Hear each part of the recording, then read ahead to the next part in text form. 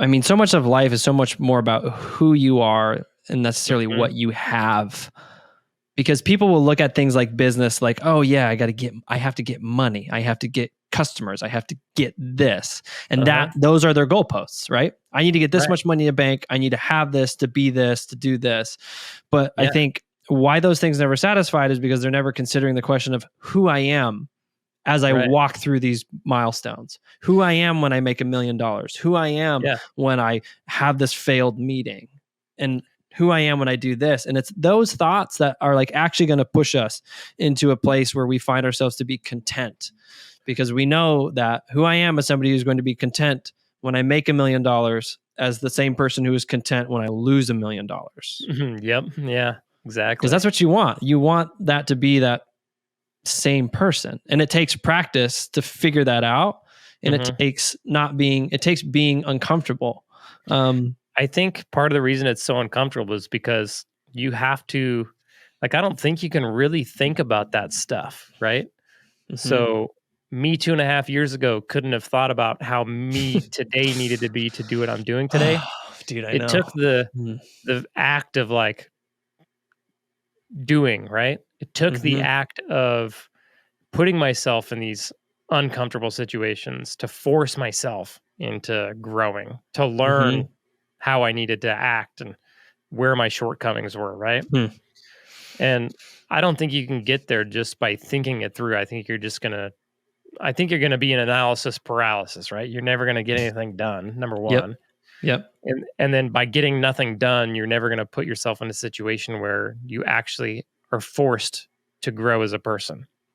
Yeah. Versus on the flip side, like if you can go, okay, I want to make $1 million, and then start pushing yourself to do those things, like in a plumbing business, you'll start, you'll hire employees, and you'll be like, damn, I got to learn how to lead people now. Yeah. I'm You not have to a be, leader, you have to right? be the person who can actually be in a business that can do $1 million. Yeah. So now I have to be a leader. Okay. How do I be a good leader? So then you're forced into that situation of figuring out how to be a good leader, which develops certain, skills and characters and that kind of stuff. Even when you like first start billing customers, right? You all of a sudden have to be a person of integrity, right? All of a sudden. Yeah. If you want to like continue in business and do a good business, you have to be a person of integrity. And if you're not, and you get employees, then your employees start seeing, is Jared a person of integrity? Well, you really want to be a person of integrity then, because you've got employees looking at you, and you don't want them to think that, you're going to screw them over for a buck, just like you did this customer, or you had them do for this customer, right? Right. You really got to like be able to hold strong in that. So it's those kinds of things, like just getting into those situations that force you to build these characteristics and really learn how to own them as you go through. Yeah. It's kind of like we become wiser when we can, let's see, because there's like a wisdom, because right now we can sit and look back and we can be like, okay, Jared of 2 years couldn't do what Jared's doing now. And like, but it's so hard for us to do that in real time.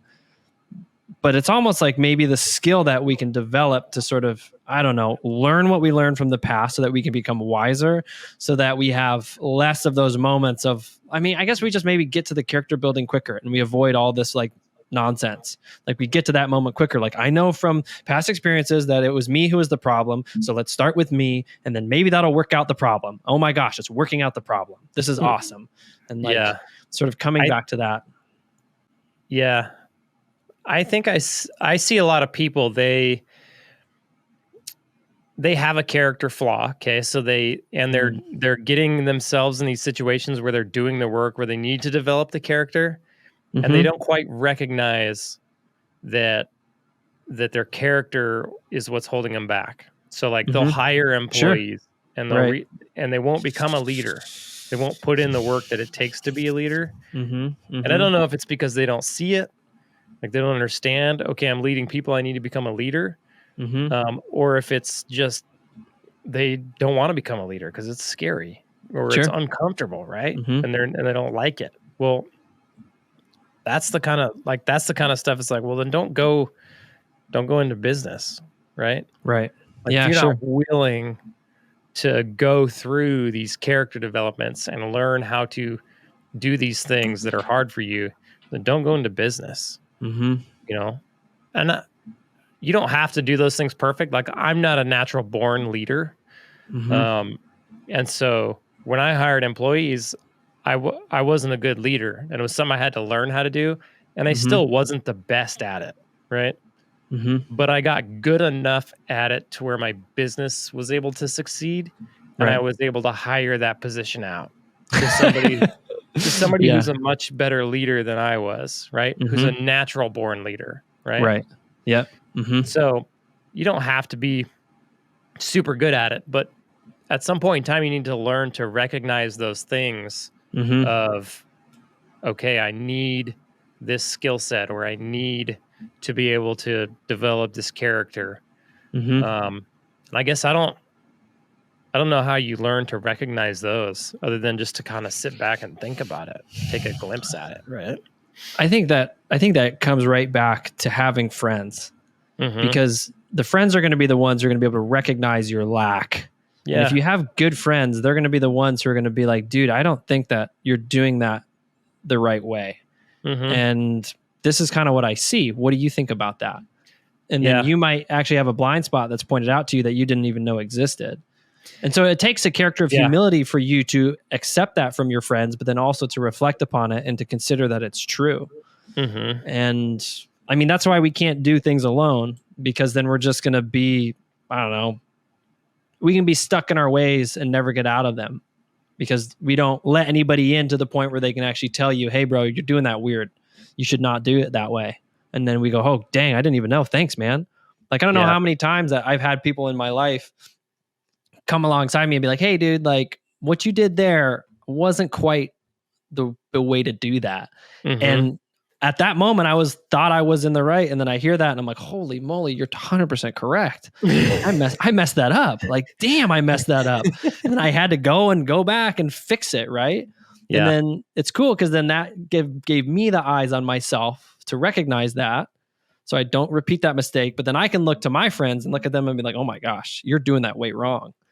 So, and I mean, that kind of touches on the point of, like, every friendship we have is reciprocal in certain ways, but that is probably the most valuable reciprocal part of our relationships, is people who can actually tell us when we're doing stupid stuff.